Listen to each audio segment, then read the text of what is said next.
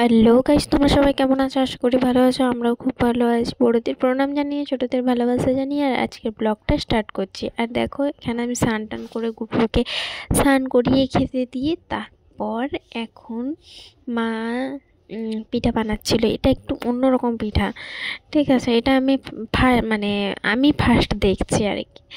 আমাদের বাড়িতে আগে এরকম পিঠা হয়নি।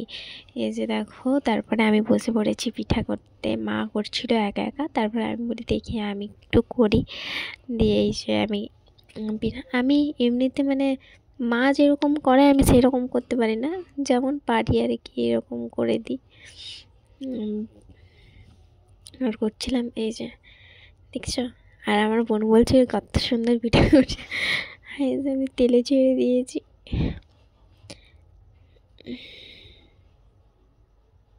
আর প্রচণ্ড রোদ ছিল বাইরে।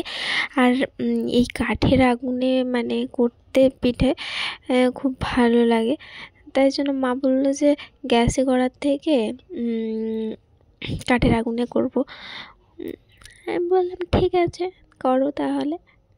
এই এটা একটু এই এই পিঠাটা না ফার্স্ট দেখছি। এই পিঠাটা আমাদের বাড়িতে আগে হয়নি। একটা মাসিমণির কাছ থেকে শুনে আমার মা এই পিঠাটা তৈরি করেছে, কিন্তু ভালো খেতে হয়েছিল। যেইগুলো তেলে ছাড়লাম আর এই থালায় যেগুলো দেখছো সেগুলো আমি করেছি। আর এটা হচ্ছে সন্ধ্যাবেলায় চাউমিন করছিলাম, কারণ ঘুমিয়ে গেছিলাম। তারপরে আর ভালো লাগছিল না। দিয়ে বোন বলল চল দিদি একটু চাউমিন কর, আমাকে খিদে পেয়েছে, তাই চাউমিন করছিলাম। যে চাউমিনটা সিদ্ধ করছিলাম। আর আমার বোন জিজ্ঞাসা করছে, বলছে দিদি এই চাউমিনটা ভালো না আগের একটা? দুটো প্যাকেটে দু রকম চাউমিন ছিল।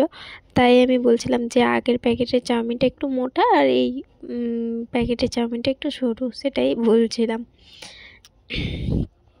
যে দেখো, আমার বোন থাকলে এটা সেটা বলে আর কি, যে দিদি এটা কর ওটা কর। আর এখানে আমি গাজর কাটতে বসেছি, গাজর কাটছি। আমার বোন গাজর খায়, এই ক্যাপসিকাম খায় না, লঙ্কা খায় না, এগুলো অনেক কিছু খায় না। বিনস খায় না। বিনস দিচ্ছি বলছে একটু অল্প দিবি। আর আমি যখন কিছু বানাই আমার বোন আমার কাছেই বসে থাকে, কোথাও যাবে না। আমি বানাবো আর ও বসে বসে গল্প করবে, এটা ওটা বলবে। এই যে বিনস কাটছিলাম, বলছে দিদি অল্প দিবি। আমি কিন্তু বিনস খাই না, ক্যাপসিকাম খাই না, অনেক কিছুও খাই না। দেখো, আমি বলছিলাম যে বিনস খাস তো? বলছে না অল্প দিবি, তুই খাবি তো, তোর মতো করে দিবি, আমি খাবো না। এই যে চাউমিনটা এখন জল ছেড়ে আবার ঠান্ডা জল দিয়ে দিচ্ছি। আর এখানে আমার পেঁয়াজ, ক্যাপসিকাম, গাজর সব কিছু লঙ্কা আর সব কিছু কাটা হয়ে গেছে। এখানে এখন ভেজে নিচ্ছি, আর পাশ থেকে আমার বোন বলছে দিদি আমাকে খিদে পেয়ে গেছে, আর কত দেরি। আর বিকেল হলেই না আমার বোনেরও অনেক কিছু খেতে ইচ্ছে করে, আর আমারও একটু ইচ্ছে করে।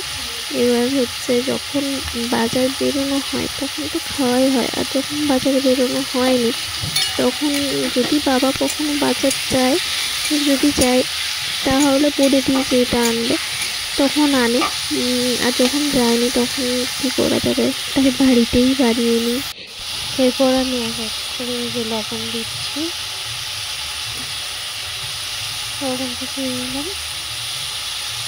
তারপরে এবারে হলুদ, লঙ্কা, আর জিরে গুঁড়ো সব কিছু দিয়ে একটু ভাজা করে তারপর ডিমটা একটু দেরি করে দেবো। ডিম এটা ভাজা হয়ে গেলে ডিমটা দেবো, কারণ এগুলো সিদ্ধ হতে গাজর আছে না। আর আমি আলু দিই, চাউমিনে আলু দিয়ে দিই, কিন্তু হচ্ছে আমার বোন আলু বলে না, চাউমিনে আলু দিবি না, ওই জন্য আর আলু দিইনি। এখানে সব কিছু মশলা দিয়ে ভেজে তারপরে ডিমটা দেবো।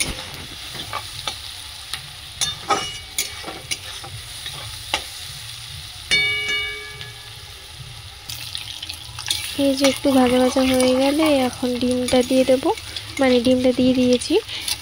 এবারে একটু ভাজা ভাজা করে দেবো। আর এই কড়াইটায় না মানে এই কড়াইয়ে মানে ভাজা কিছু করলে মানে লেগে যায়, কিন্তু আগের যে আমাদের একটা কালো কড়াই আছে কড়াই, ওই কড়াইটায় কিছু মানে ভাজা করলে খুব সুন্দর করে ভাজা হয়ে যায়। তারপরে এই যে আমি এখন ডিমটাও ভালো করে ভাজা হয়ে গেছে, দিয়ে এবারে চাউমিন দিয়ে একটু নাড়াচাড়া করে তারপরে ওর মশলা দিয়ে আর সোয়া সস আর ভিনিগার দিয়ে ভাজা ভাজা করে এই যে সোয়া সস আর ভিনিগার দিয়ে দিয়েছি।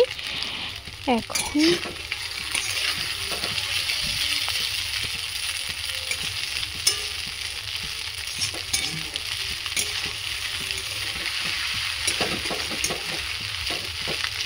এটা ফ্রাই হয়ে গেছে, এবার নামিয়ে নেবো।